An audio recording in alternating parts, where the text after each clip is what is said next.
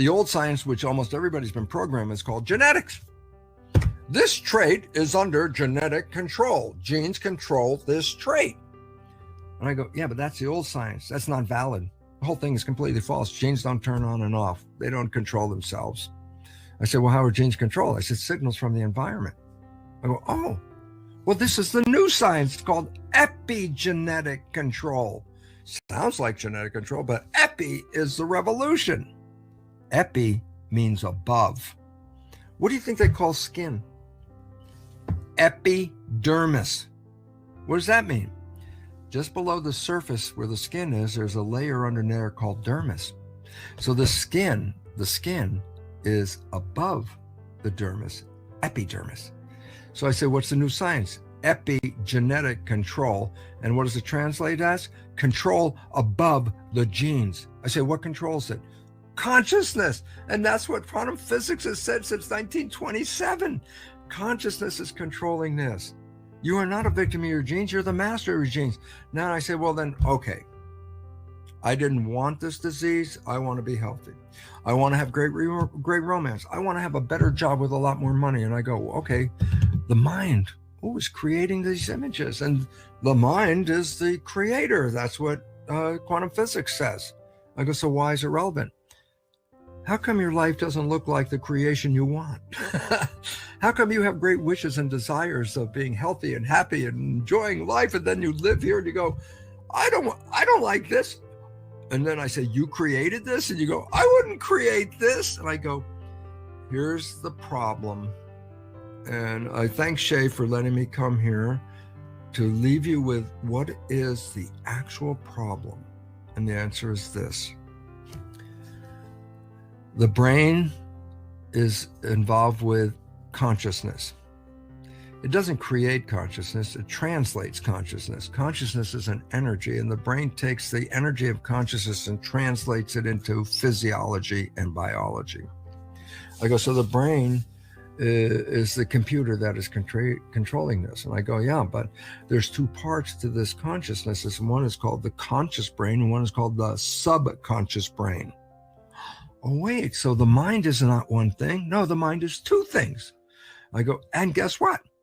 They learn in different ways, and they have different functions. So I say, okay, the latest evolution of the mind is the conscious mind. It's right behind your forehead, right here. I say, what is the conscious mind? It's you. It has you as an identity. It has you as a person. It has you as a spirituality. You are in the conscious mind. You are the thought maker, the creator of the thoughts of the conscious mind. As I go, what's the other mind? Subconscious mind. I go, what's different? I say, conscious mind is creative. Wishes, desires, aspirations. What do you want from your life? If you answer that question, it came from the creative conscious mind. I go, and what about the subconscious mind? I go, hard drive database. I go, what do you mean? I say, it's got programs. I say, where'd you get the programs? Remember, the computer doesn't work if you don't put the programs in. Where'd you get the programs? The first 7 years of your life, your brain is operating at a lower vibration than the vibration associated with consciousness. It's operating at theta, which is imagination, but it's also hypnosis. I go, so what's the relevant? For the first 7 years of your life, what are you looking at? Other people and observing their behavior. And I say, oh, it's like a video recorder. I'm watching mom, I'm watching dad, I'm watching my brothers and sisters. And what am I doing? Recording their behaviors. And I say, why? Where do you think the programs came from? If you had no one to record, the brain would have no function. It needs a program. Where do you get a program? Hypnosis, first 7 years. Observe the world, download what you just saw. Only problem is, that's called subconscious. And conscious is you, but it's not operating yet. It really kicks in as a predominant activity age 7. So the first 7 years, you were in a download state without consciousness. I go, why is that relevant? If you were conscious, you would look and say, that's a good behavior, keep this one.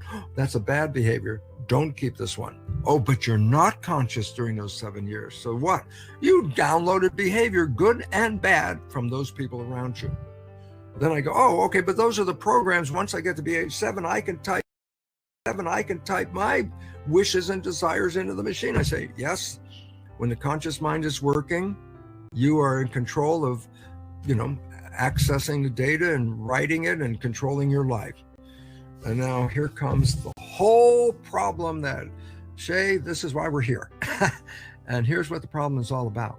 That is this, that the conscious mind, the creative one, with imagination, vision, wishes, desires, the conscious mind can also think. So what does that mean? When the conscious mind is creating, it's looking out your eyes like the windows of a car. You're looking at where we're going. And when the conscious mind has got the hands on the wheel of your biology, it drives you to wishes and desires. But, and here's the whole thing, conscious mind can think. So what? I go, conscious mind can observe the world by looking at it. But when conscious mind is thinking, it's not looking at the world anymore because thinking is inside. So I redirect the attention. When I am thinking, I'm no longer using conscious mind to look out at the world. When I am thinking, my conscious mind is inside, looking for an answer. Like Shay, today's recording is on Tuesday. And if I said to you, Shay, tell me what you're doing on Thursday afternoon.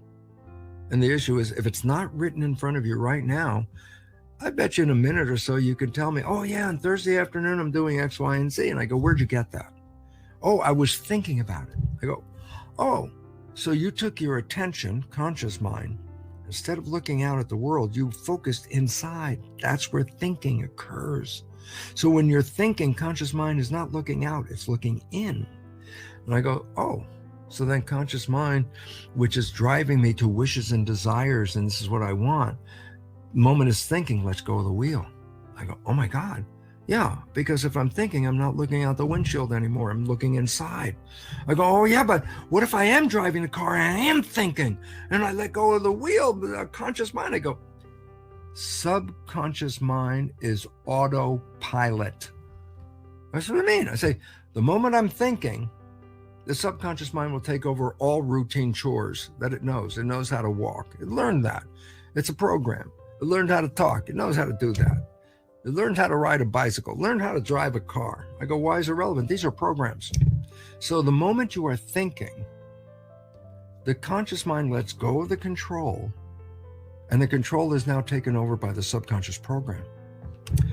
Yeah, but since about 70% of the things we downloaded as programs are disempowering or self-sabotaging or limiting programs, when we turn over the control to the autopilot subconscious, it doesn't take us to a better life. It almost always takes us to a worse life because the programs are not supporting us. We become self-critical because our parents were critical of us and they said, that's not good enough. Who do you think you are? You're not that smart. You're not that beautiful. And they didn't say that to permanently punish us, but they didn't know this. Whatever they said before age 7 was downloaded as a program without the conscious mind reviewing it. So if you grew up in a plant family and one of the parents said, you don't deserve this, you don't deserve this, and they repeated that, then you get a program that says, I do not deserve. Now, if you were conscious and your parents said, you do not deserve this, you go, oh, that's what my parents said. But then I say, but if you're unconscious and you got a program, I do not deserve, then your behavior will sabotage you so that in the end, when you look back, you go, I didn't get it. I guess I didn't deserve it. I go, yeah, because you're now living off of the program. Why? Conscious mind's thinking, subconscious autopilot with destructive behavior is now taken over. And I go, look at the world. We have been programmed to destroy this planet because we have been programmed to see that we're not part of nature, that somehow or other we're separate from nature. The Bible said that in Genesis. Oh, no. Nature was created. Then we added the humans and we gave them dominion, control of everything else. And then science comes in and says, well, that's not necessarily true. But guess what? We got here through random mutations, accidents. Then I say, then why are we here? And the answer is, hey, it was a whole bunch of accidents. So there was no purpose. I go, oh my God, again, separated from nature and science's mission statement to dominate and control nature. I go, oh my God. Somehow or other, we think we're so far above nature that we can control nature. I say, how's that working out? we're trying to control nature. I said, yeah, and guess what? In the process, we are creating our own self-destruction mass extinction.